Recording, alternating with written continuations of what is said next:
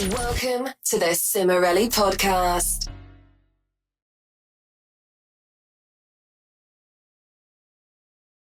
I love red flag because they're great warning signs. It took us so long to, we just went cuz in the same tone. Yeah.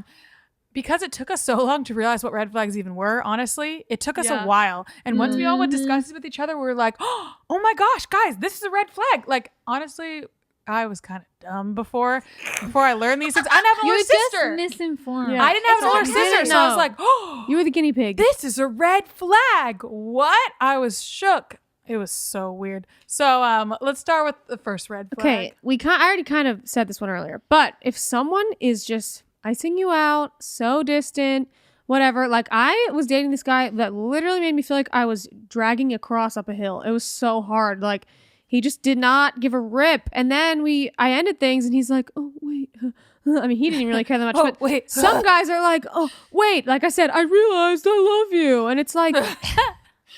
How did you just realize that? I was right in front of your face. I was asking you to hang out. We were talking. You had my number. You had me in your grip. And you went, get. And now that I'm jumping out of your hand, you're like, wait.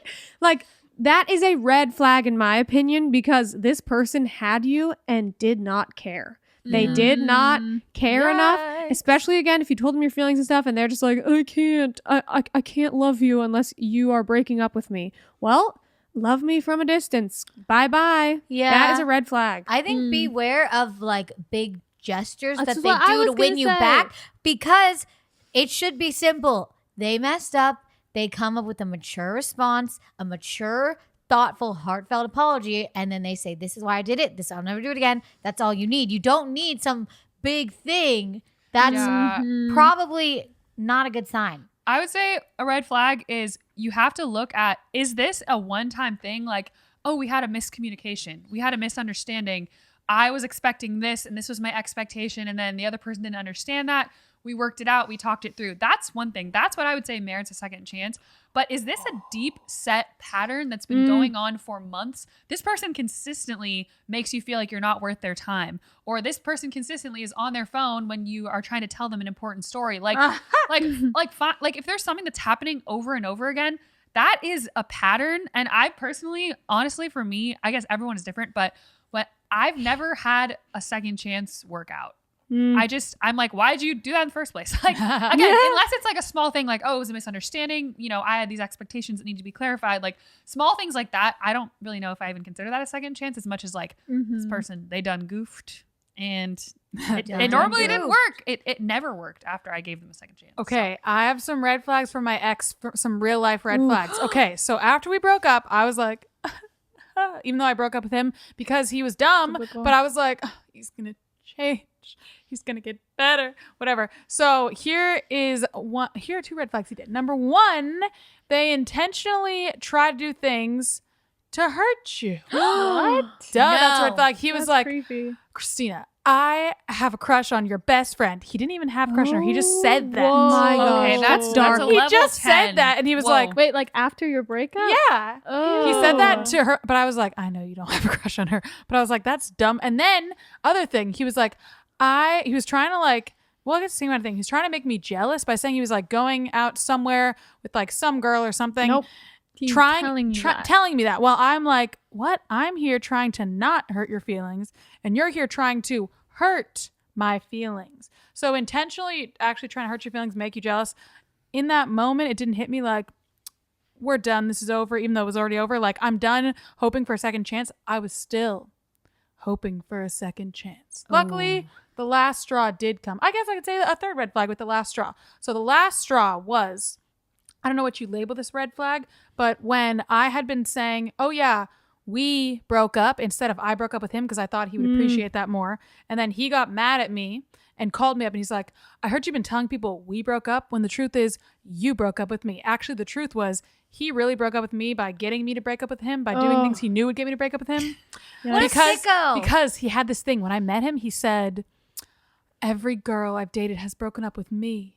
He gave me this like pity thing, and I didn't realize at the time. And I was like, "Aw!" But it was actually this weird thing. That is a red flag. So he got me why to do are they all it. breaking up with you? What'd you do? Because you're a So I sicko. don't know what you call that red flag, but he called me up and said that you've been telling people this, but the truth is this. And That's I was so like, weird. It's someone that just wants to play the victim. Yeah. That's what it's a victim narrative. That's what I King would call it. victim okay. narrative. So that was my last straw. Cause then I was like, whoa, buddy. That's not what I said. But I was just like, I was trying to not hurt your feelings by saying that. I thought you would, I thought you would appreciate that by me saying that. And then he just kept getting mad at me. I was like, okay, over it. And then I just click. And then I never tried to talk to him again. He kept trying to talk to me. Ooh. So that was my other red flag, real life red flags. I got one. When a breakup is really hot and cold and back and forth and it's on and it's off and it's dramatic and Ooh, it's like too much drama. I got addicted to it. I loved it. I always had funny, interesting, sassy stories to tell people. I puffed my hair. I was like, nah. But after a while, I was like, this is too much. This is so toxic. This is so draining. And we both love the drama and love getting back at each other. And then, oh, I miss you. Blah, blah. It's like a movie. It's not real. Okay. If you're like up in these highs and lows and blah, blah, and like, I can't let him go. And should I give him another 50th chance? It's like, no, that's not real. Like when you're 50, 60 years old, married, whatever. I mean, I can't tell your future, but probably it's not going to be dramatic like that. You're going to be like folding laundry with this person, like chilling. Like, would you want to be folding laundry with this person when you're 50 years old? Would they be folding laundry with you? Or like, I'm on the couch playing video games. Like, you know what I mean? Is this person, will they be there for you? Because that always snapped me out of it. When I would imagine myself married to these people, I was like, I can't do this for the rest of my life. I will go crazy. That's a good one. Thank you. Is that all our red flags, Yeah. ladies? I mean, I think to summarize my thing is that